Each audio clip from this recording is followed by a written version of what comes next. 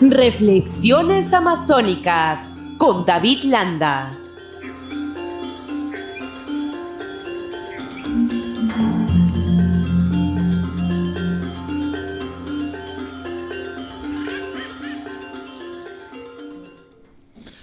Y vamos a trasladarnos hasta Moyobamba. Allí se encuentra David Landa, él es ecologista, miembro del colectivo Moyobamba 500 años. Bienvenido a Reflexiones Amazónicas, mi estimado David. Buen día. Buen día, mi querido José. Siempre agradecido por esta conexión en este espacio de Reflexiones Amazónicas para seguir reflexionando sobre el tema ambiental en nuestra Amazonía de modo local y de modo global, ¿no? A tus órdenes, mi querido José. Mucho gusto. Aprecio que hay un bonito clima a esta hora en Moyobamba. Sí. Por lo menos en la mañana está haciendo fresca. La temperatura en la noche baja un poquito. Y a veces nos preocupa porque podría empezar a tener condiciones desérticas, ¿no? En los desiertos es frísimo en la noche y muy cálido el día. Pero hoy día, esta mañana está fresca y seguramente a mediodía estaremos con un sol abrasador. Pero de todas maneras, así es. Qué bien. Bien, vamos a seguir abordando un tema que hemos tocado durante las 2 semanas anteriores, ¿no? El tema de la sabanización de la Amazonía, ¿no? Y ahora vamos ya a ir buscando, perfilando qué hacer para frenar este proceso de sabanización que se registra en la Amazonía, mi estimado David.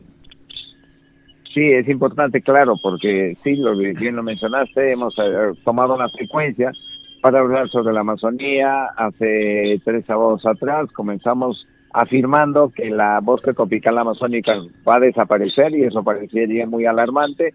No lo es tanto porque de no asumir lo que hoy día vamos a conversar, realmente eso va a ser la realidad. Lo segundo fue el estrés hídrico porque venía como consecuencia de aquello que estamos perdiendo la capacidad de generar precipitaciones abundantes o normales, tradicionales como había, porque en esa sabanización que se viene, por lo menos hasta el momento ya tenemos un descenso significativo de precipitaciones. Y eso está generando un estrés hídrico tremendo, pérdida de cuerpos de agua, y en estos días se está sintiendo de una manera alarmante en la Amazonía, pero va a ser peor todavía porque van a perder los ríos voladores, los que transportan más o menos 20.000 millones de metros cúbicos de agua en todo el bosque tropical amazónico, y tiene un efecto de espejo en el entorno del bosque tropical amazónico y global como consecuencia también. Esto va a descender más o menos en un 60% de su capacidad hídrica y eso va a ser brutalmente desastroso. Y la semana pasada tocamos ya el tema de que se venía la sabanización de la Amazonía porque teníamos una pérdida del 17% de la cobertura forestal y proyectado más o menos al 2030 íbamos a llegar más o menos a un 25-30% de la cobertura forestal, lo cual nos iba a llevar al punto de no retorno. Quiere decir que hagamos lo que hagamos, nos íbamos a regresar. Y hoy día, bien lo dices tú, tenemos que empezar a ver qué es lo que tenemos que hacer, qué es lo que debemos hacer, qué es lo que es urgentísimo, vital, debido a muerte hacer, ¿no? Y en ese segmento estamos, ¿no? Y justamente, ¿qué es lo que se tiene que hacer? Tú la semana pasada planteabas la necesidad de fortalecer la gestión territorial. ¿Cómo podemos fortalecer esta gestión territorial? Pregunta clave. Y la respuesta tiene que ser también puntual. Aquí tenemos que comenzaremos de un enfoque local para llegar a lo global. Dentro de esta estrategia, por lo menos iniciativa que algunos de nosotros los ecologistas lo mencionamos, que se llama la localización, de lo local, de lo local a lo global. Y claro, nosotros acá en San Martín, para ir de esa perspectiva y escalar a la Amazonía peruana en su conjunto, tenemos ya una estrategia fundamental para trabajar la gestión territorial que mencionaste.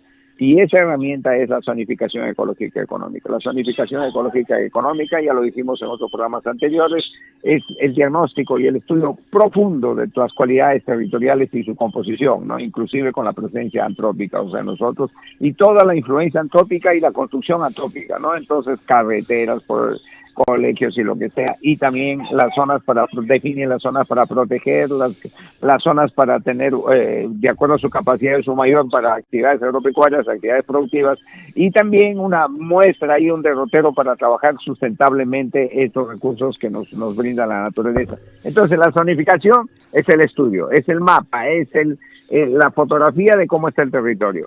Y luego de ahí, a partir de aquello, tendríamos que trabajar ya la planificación del ordenamiento territorial, ¿no? El famoso POT, ¿no? Pero aquí es el cuello de botella. Eso es lo que no se hace. Nos hemos quedado en el tema de diagnóstico, nos hemos quedado en el tema de la construcción de las herramientas. Sé que tiene zonificación ecológica, económica a nivel macro, o sea, a nivel regional. Amazonas, San Martín, Madre de Dios, creo que también lo tiene Ucayali, y algunos departamentos andinos y un poco andino-amazónicos como Cajamarca, etcétera. Pero se han quedado ahí. Claro, lo que ocurre es que ahí hay consultorías, hay cosas, y está muy simpático, se puede hablar bastante y se hacen esos trabajos. Se invierten millones de soles en estructurar esas herramientas. Pero de ahí a su utilización no pasamos. Es como si, y siempre lo digo, es un ejemplo totalmente plano, ¿no? Es como si tú compras el manual para cultivar café, las herramientas para cultivar café, la semilla para el café, y tú lo dejas en tu almacén y te pones sentado así como estoy ahorita mirando el campo y dices, ¿por qué no creces? Porque no usas las herramientas, no lo has sembrado, no estás labrando el campo, y queremos que por sí mismo, de modo espontáneo, se proteja el ambiente y se gestione el territorio eficientemente amazónico. No. Entonces, ese es el gran cuello de botella y ahí hay que trabajar. A veces yo me pongo a pensar, claro, y él lo voy a mencionar acá, perdóname que lo mencione José, a veces digo, es que claro, ahí no hay diezmo, pues, en el ordenamiento territorial no hay diezmo, entonces no es atractivo invertir en el ordenamiento territorial, pero eso es suicida. Habrá que inventar un mecanismo de corrupción para también el ordenamiento territorial, ¿no te parece? Ahí aparece esto paradójico. Pero bueno, en fin, eso es a nivel local, que nosotros lo tenemos muy claro, y eso solucionaría todo el desastre que está mostrando ahí en la pantalla, de toda la desecación de los cuerpos de agua que tenemos ahorita en este momento, porque se talan las cabeceras de cuenca, y nosotros estamos en San Martín, en el territorio más importante de la cabecera de cuenca del sistema amazónico, ¿no? Entonces, se incineran estos lugares, y es un desastre porque no hay Estado ahí, ¿no? Y la agenda de ocupación del territorio no la pone el Estado subnacional me refiero a los estados regionales, porque el Estado nacional ya nos construyó las normas, ya de alguna manera se lavó las manos, ya no puso la normatividad ahí. Nosotros a nivel regional no tenemos líderes de esa naturaleza que están involucrados en una concepción más racional de la gestión territorial para el bienestar de toda la gente. Entonces, ¿qué pasa? Que la agenda para la construcción de caminos, carreteras o lo que sea, no lo ponen en realidad los gobernantes, aunque parezca. Lo ponen la población desordenada, asentada en el territorio, desordenadamente. Yo me asenté acá, entonces aquí presiono para que me haga la carretera. Y le hacemos la carretera. No estamos planificando la ocupación del territorio. Ahora, eso es a nivel, digamos, local. Vayamos al tema global. Para evitar la sabanización de la Amazonía, vuelvo a mencionarlo, ya a nivel global tendríamos que trabajar la gobernabilidad y la gobernanza del territorio.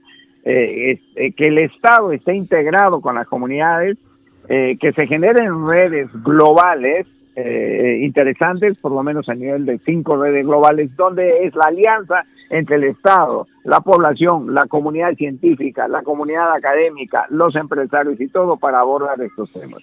Y ahí ser severos, absolutamente severos, ¿no? Para con objetivos muy claros. Por ejemplo, uno, hay que disminuir la tasa de deforestación en la Amazonía, que ahora va por arriba de los 10.000 kilómetros cuadrados anuales. Eso es brutal, eso es, cada año se pierde un equivalente a Jamaica, cada año se pierde un equivalente a Chipre, a Libia. O sea, el tamaño de estado se pierden cada año por la deforestación. Entonces, hay que revertir eso, ese es el objetivo, y la meta sería, por lo menos al 2025, claro, reducir esa tasa de deforestación en un 50%, ¿no? Mira, ni siquiera eliminarlo, reducirlo, sí. Y cuando le echamos una mirada a revertir, pero ¿qué tiene que funcionar para por lo menos ir generando un nivel de sensibilización, de conciencia y podamos revertir toda esta situación? Si tenemos un Estado ausente, tenemos autoridades que no están comprometidas, tenemos una población que no le dan la mayor importancia al tema, o sea, ¿cómo actuamos para revertir esto? Por eso, pero en el primer lado, que el Estado, lo que tú mencionas y subrayas, que el Estado cumpla su función. Esa sería la primera estrategia para bajar la tasa de deforestación con objetivos y metas muy claras, ¿no? Que lo acabo de mencionar. Lo otro, lo que tú mencionas, la educación, la sensibilización, y para eso hay que invertir.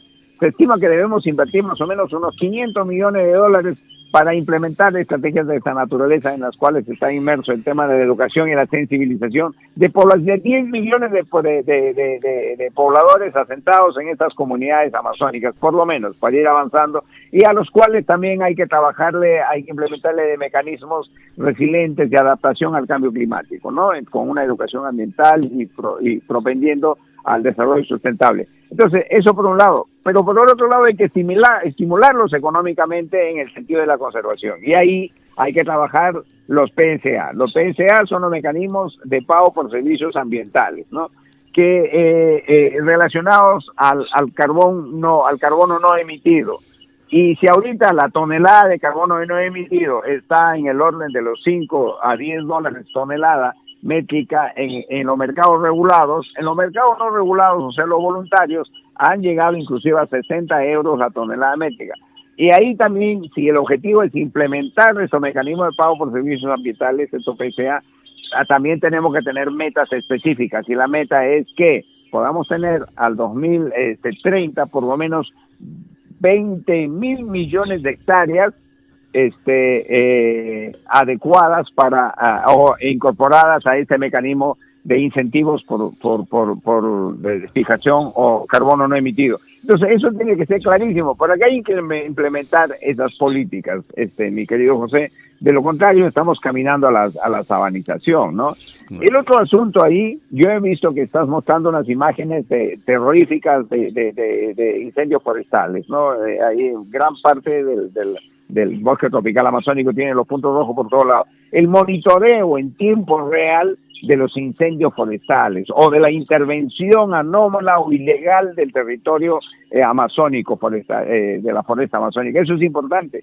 Y ahí los 5.5 millones de kilómetros cuadrados que tiene la Amazonía tendrían que ser cubiertos por lo menos en un 70% y reducir significativamente estas intervenciones ilegales, ¿no? Eso también habría que ser claro, habría que trabajar ya de una manera, de red, a modo de red, con los países amazónicos, que son 8, ¿no? Que lo sabemos, y que están incorporados bajo el manto de un tratado, el Tratado de Cooperación Amazónica, que tiene su organización del Tratado de Cooperación Amazónica, que llamamos el OTCA, pero que para estos efectos no está funcionando cuando debería ser la plataforma efectiva para el tema.